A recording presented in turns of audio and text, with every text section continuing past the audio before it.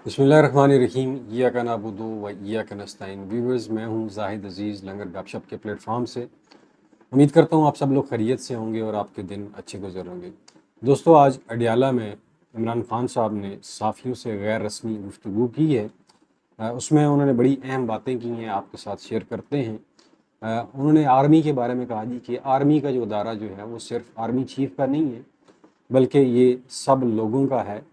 और इसमें उन्होंने कहा कि कौम के लिए अहम है कि अदारा मजबूत हो। जो काम दुश्मन नहीं कर सका वो ये खुद करके अदारे को नुकसान पहुँचा रहे हैं। अदारों पर करप्ट और नाअहल लोग बैठा दिए जाएं तो कौम तबाह हो जाती है। उनका कहना था जी, कौमों को तबाह करने के लिए ज़रूरी नहीं है कि बाहर से लोग आएँ। कौमों को तबाह करने के लिए यही काफ़ी है कि जो अंदरूनी अनासर होते हैं, नाअहल और करप्ट लोग, अगर आप ऐसे ओहदों के ऊपर बैठा देते हैं तो कौमें तबाह हो जाती हैं। ये उनका कहना था। फिर जो क्रिकेट टीम है उसके हवाले से उन्होंने कहा, पाकिस्तान क्रिकेट टीम बांग्लादेश से वाइट वाश होगी, इससे बुरी और शिकस्त क्या होगी।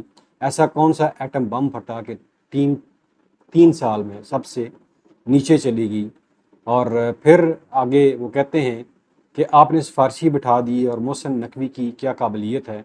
बड़े साहब ने अपना चेयरमैन पीसीबी रख लिया है, ये करप्ट और फ्रॉडिया है। इसने इलेक्शन में धांधली करवाई और गंदम में भी फ्रॉड किया।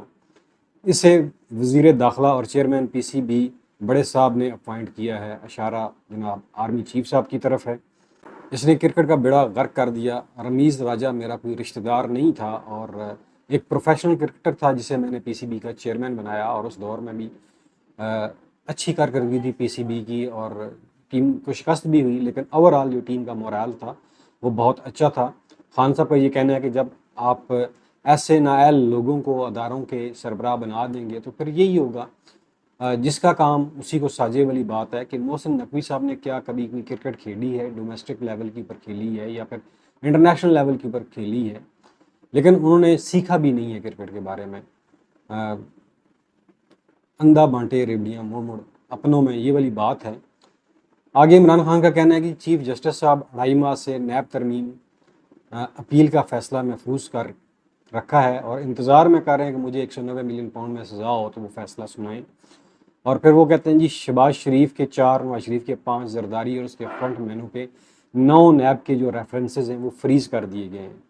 अब दोस्तों, यहाँ समझने वाली बात है कि काजी साहब नैब तरमीम केस का फैसला क्यों नहीं सुना रहे, हालांकि वो 6 जून को उन्होंने वो फैसला महफूज किया था। उसकी वजह ये है कि काजी साहब ये चाह रहे हैं कि किसी तरह खान साहब को ये जो नैब का केस है 190 मिलियन पाउंड का, इसके ऊपर सज़ा हो जाए तो फिर वो हम फैसला सुनाएं। क्योंकि अगर वो फैसला उन्होंने सुना दिया तो उस फैसले से ये जो केसेस हैं वो खान साहब के ऊपर बन नहीं सकते। जब एक दफ़ा सज़ा हो जाएगी, फैसला हम सुना देंगे, कहेंगे जी ये तो आपको जो सज़ा सुनाई है ये नैब तरमीम से पहले सुनाई है, लिहाजा ये सज़ा बरकरार रहेगी। ये असल में वारदात हैं जो काजी साहब डालना चाह रहे हैं। और दूसरी तरफ काजी साहब बड़े मचल रहे हैं और बड़े जज्बाती हो रहे हैं। मखसूस नशिस्तों का फैसला जो मंसूर अली शाह साहब ने अभी तक नहीं सुनाया, और उसमें कह रहे हैं कि जल्दी करें, क्योंकि उसमें उनका अपना मफादात है। उस फैसले के साथ उनकी एक्सटेंशन जुड़ी हुई है। और यहाँ पे वो फैसला सिर्फ इसलिए नहीं सुना रहे कहीं इस फैसले से खान साहब को फ़ायदा ना हो। हालांकि खान साहब नैब रेफरेंस केस में नैब तरमीमी बिल अपील का जो केस था उसमें पेश हुए। उन्होंने जजेस ने उनसे पूछा कि आप क्यों इसकी मुखालफत कर रहे हैं। उन्होंने कहा जी कि मुझे, मेरे ऊपर जो केसेस हैं मैं जानता हूँ कि वो झूठे हैं और मैं नहीं चाहता कि नैब के पर काटे जाएं। और लेकिन नैब के पर काटे इसलिए जा रहे हैं कि नैब ने जो शहबाज शरीफ, नवाज शरीफ और जरदारी के ऊपर मुकदमे बनाए हुए हैं, केसेस हैं, रेफरेंसेस हैं, वो ख़त्म हो जाएं। बेसिकली ये तरमीम इसलिए की जा रही है और फैसला भी इसीलिए नहीं सुनाया जा रहा ताकि एक दफ़ा खान साहब को सज़ा हो जाए और उसके बाद हम फैसला सुनाएं। तो ये था। और दूसरी तरफ इन्होंने कहना जी, नैब ने अलकादर यूनिवर्सिटी की जो डोनेशन है उससे बंद कर दिया है। तो उन्होंने कहा जी इससे मेरा तो कोई नुकसान नहीं होगा। शौकत खानम के बारे में उन्होंने कहा अगर बंद हो गया तो मरीज़ों को 10 गुना ज़्यादा पैसे दे के इलाज कराना पड़ेगा। फिर उन्होंने कहा जी मुझे कैद तन्हाई में रखा हुआ है, सिर्फ 3 मुलाकातें होती हैं, उसके सिवा मैं सेल में ही रहता हूँ और सेल मेरा ओवन बना रहता है, लेकिन मैंने कभी शिकायत नहीं की। हाँ, बच्चों से बात करने का मैंने इन्हें कहा, लेकिन मेरी बात नहीं करवाई जा रही, जिसका मुझे बड़ा दुख है। फिर उन्होंने कहा जी सुप्रीम कोर्ट पर हमला कर रहे हैं और सिर्फ सुप्रीम कोर्ट ही एक शनाख्त बची है, अब ये इसे भी तबाह करने जा रहे हैं।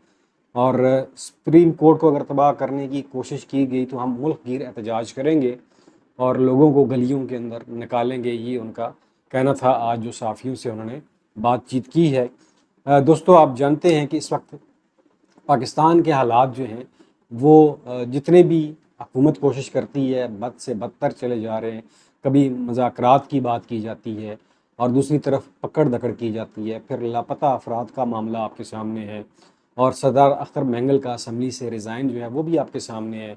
उसके ऊपर हुकूमती जमातों ने और अपोजिशन जमातों ने काफ़ी मिन्नत समाजत की है सरदार अख्तर मैंगल साहब की, लेकिन उन्होंने असम्बली में वापस आने से इनकार कर दिया। ये सिस्टम को एक बहुत बड़ा झटका है और सरदार साहब का ये बड़ापन है कि उन्होंने अपनी गलती तस्लीम की। उन्होंने कहा जी कि मैंने इमरान खान के ख़िलाफ़ जाके गलती की है, मेरा फ़ैसला दुरुस्त नहीं था, मैं तारीख़ की गलत साइड के ऊपर खड़ा हो गया था, इमरान खान उस वक्त सही था, मैं गलत था, ये उनका कहना था।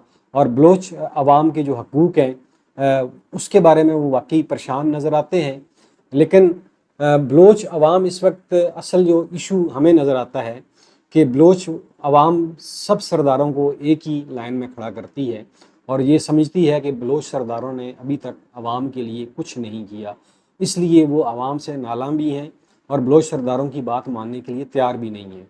और लेकिन अख्तर मैंगल साहब ने अपने तौर पे काफ़ी कोशिश की, असम्बली में भी आवाज़ उठाई, हर तकरीर में उन्होंने बलोच अवाम की हकूक़ की बात की, लेकिन उनकी सुनवाई कहीं नहीं। वो कहते हैं जी मैं जजेस के पास गया, मुक़तदरा के पास गया, सियासतदानों के पास गया, अपोजिशन के पास गया, सब के पास गया और उन्होंने कहा जी बलोच अवाम के मसले का हल निकाला जाए, लेकिन किसी ने मेरी बात नहीं सुनी। तो फिर मेरे लिए यही ऑप्शन रह गया था कि मैं रिज़ाइन कर दूँ असम्बली से और अपने तौर पे मैं बलोची अवाम के हकूक़ की जंग लड़ूँ।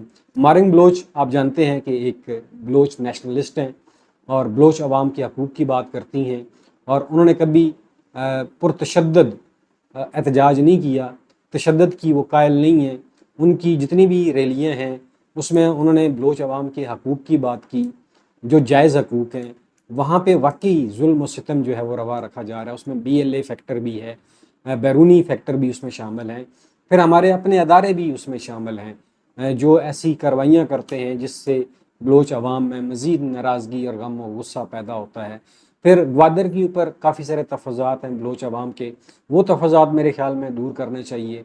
अब तक की जितनी भी हुकूमतें आई हैं उन्होंने बलूचिस्तान में सिवाय ऑपरेशन के कोई काम नहीं किया। उन्होंने कभी बलोची अवाम को बिठा के, मैं अवाम की बात कर रहा हूँ, मैं उन नुमाइंदों की बात नहीं कर रहा जो पैसे लेके असम्बली में पहुँचते हैं, जिनको मुक़तदरा असम्बलियों में लेके आते हैं, वो हकीकी नुमाइंदे नहीं हैं बलोच अवाम के। बलोच अवाम के हकीकी नुमाइंदे वो हैं जो आज आपको बलूचिस्तान में नज़र आते हैं रोडों के ऊपर, जिनकी एक कॉल के ऊपर पूरा बलूचिस्तान जैम पैक हो जाता है, वो हकीकी नुमाइंदे हैं। और कुछ सरदार हैं जो वाकई बलोच अवाम की बात करते हैं। मोस्टली जो सरदार हैं वो तो करप्ट हैं, वो तो स्मगलर्स हैं। और आप जानते हैं कि चमन के बॉर्डर के ज़रिए जितना भी फिर आयल की वीडियोज़ आप देखते रहते हैं, कितने दुश्वार गुजार पहाड़ी रास्तों से वो आयल स्मगल करके लेकर आते हैं। मैं उन बलोच सरदारों की बात नहीं कर रहा हूँ, मैं जो जेन्युइन बलोच सरदार हैं जिनके दिल में बलोची अवाम का दर्द है, मैं उनकी बात कर रहा हूँ। उनमें सरदार मैंगल भी एक सरदार हैं जिन्होंने बलोची अवाम की हमेशा हकूक़ की बात की है और वो अब तक हार के असम्बली से रिज़ाइन करके जा चुके हैं। स्पेशली आपने देखा होगा कि ख्वाजा आसिफ साहब वो दुनिया जहान की बातें करते हैं टेलीविज़न के ऊपर आके, फिर ट्वीट भी करते हैं। अगर उन्हें नहीं पता तो सिर्फ अपनी वजारत का नहीं पता है। उनसे अगर पूछा जाए फैज़ हमीद के बारे में तो वो कहते हैं जी मुझे नहीं पता। इसी तरह जो आर्मी की तहवील में सिविलियंस हैं उनके बारे में पूछा जाए तो कहते हैं मुझे नहीं पता। बाकी उन्हें इमरान खान की खबरें होती हैं, हर तरह की खबरें होती हैं। और फिर फ़ौज के ऊपर जितने भी अभी दहशतगर्द हमले हुए हैं उनको आज दिन तक ख्वाजा आसिफ साहब ने डिफेंड नहीं किया है। बाकी जगह पे वो लुच चलते रहते हैं, लेकिन अपनी वजारत के बारे में उनसे पूछा जाए तो उन्हें कोई इल्म नहीं होता। इमरान खान की उन्हें खबर होती है, उन्हें ये पता होता है कि उनके पास जो है ना कुछ स्पेशलाइज्ड फ़ोन है जो नोकिया कंपनी ने बनाया है 3310, जो बहुत ही एडवांस टेक्नोलॉजी है, जिसका इल्म जो है नोकिया कंपनी को भी शायद नहीं है। मेरे ख्याल में अगर ख्वाजा आसिफ साहब जेल में रहें तो उन्हें पता होगा कि जेल के अंदर बड़े हैवी किस्म के जैमर्स लगे होते हैं, वहाँ टेलीफोन के ऊपर बात नहीं की जा सकती है। बहरहाल इस तरह की फुलझड़ियाँ जो हैं वो ख्वाजा आसिफ साहब छोड़ते रहते हैं। तो बात की जाए अगर 8 सितंबर के जलसे की तो उसके ऊपर बड़ी परेशानी है हुकूमत को और मुक़तदरा को भी, और इसीलिए अली अमीन गंडापुर साहब की ज़मानत नाकाबिल ज़मानत वारंट गिरफ़्तारी भी जारी कर दिए गए हैं। उनके ऊपर एक केस था शराब नोशी का, शराब की बोतलें बरामद करने का उनके ऊपर एक केस डाला हुआ था, ऐसे ही जैसे राना सनाल के ऊपर केस बना था हीरोइन का, तो इस तरह का केस डाला हुआ था। और आज उनकी वो पेश नहीं हुए, वो कहीं गिरे थे और डॉक्टर ने उन्हें बेड रेस्ट का कहा था। इसके ऊपर जो सेशन कोर्ट है उसने उनके नाकाबिल ज़मानत वारंट भी जारी कर दिए हैं। ये सिर्फ इसलिए जारी किए गए हैं ताकि वो 8 सितंबर के जलसे की तैयारी ना कर सके, उसमें शरीक ना हो सके। लेकिन 8 सितंबर के जलसे के बारे में अब तक की न्यूज़ ये है, एक तो जलसे का मकाम चेंज कर दिया गया है, क्योंकि गवर्नमेंट ने जो बिल पास किया है कि इस्लामाबाद में बगैर इजाज़त के जो जलसा होगा उसके लिए 3 साल और 10 साल सज़ा होगी। ये सियासत तो मैं क्या कहूँ, बेसिकली लोगों की ज़बानें बंद करने का ये कानून है, लोगों के बुनियादी हकूक़ छीनने का कानून है, लोगों की बुनियादी आज़ादी छीनने का ये एक बिल पास किया गया था हुकूमत की तरफ से। जो हमारे सेनेटर अरफान सदीकी साहब हैं उन्होंने ये पेश किया था, और हुकूमत के लिए परेशानी ही परेशानी है जी, क्योंकि हुकूमत चाहती है कि हम इस्टेब्लिशमेंट से ज़्यादा पहल करें, जल्दी करें मुज़ाकरात की। अगर इस्टेब्लिशमेंट ने मुज़ाकरात की पहल कर दी तो फिर लाइन अगर सीधी होगी खान साहब की तो फिर हमारे लिए पाकिस्तान में तो क्या बाहर भी रहना मुश्किल हो जाएगा, फिर हर चीज़ एक्टिव हो जाएगी, स्टेटस को जो है वो अपनी जगह पे आ जाएगा। तो ये परेशानियां हैं हुकूमत की, लेकिन हुकूमत जो है अभी भी होश के नाखन नहीं ले रही है। हुकूमत सिर्फ दाना डाल रही है। मुज़ाकरात के लिए सीरियस है तो फिर वो स्टेप्स उठाए जो मुज़ाकरात करने के लिए राह हमवार होती है। मसलन लोगों को जो बेगुनाह आपने कैद किया हुआ है, क्रैक डाउन कर रहे हैं, वो ख़त्म करें। आप अपने एक्शन से पहले शो करें कि आप मुज़ाकरात के लिए सीरियस हैं, तो फिर शायद खान साहब भी मान जाएं। मुकदमे ख़त्म करें जो झूठे बनाए हुए हैं, तो फिर शायद खान साहब भी मुज़ाकरात की सोच लें, आपसे भी शायद मुज़ाकरात कर लें, आपके नुमाइंदों से कर लें। लेकिन पहले वो माहौल तो बनाए ना।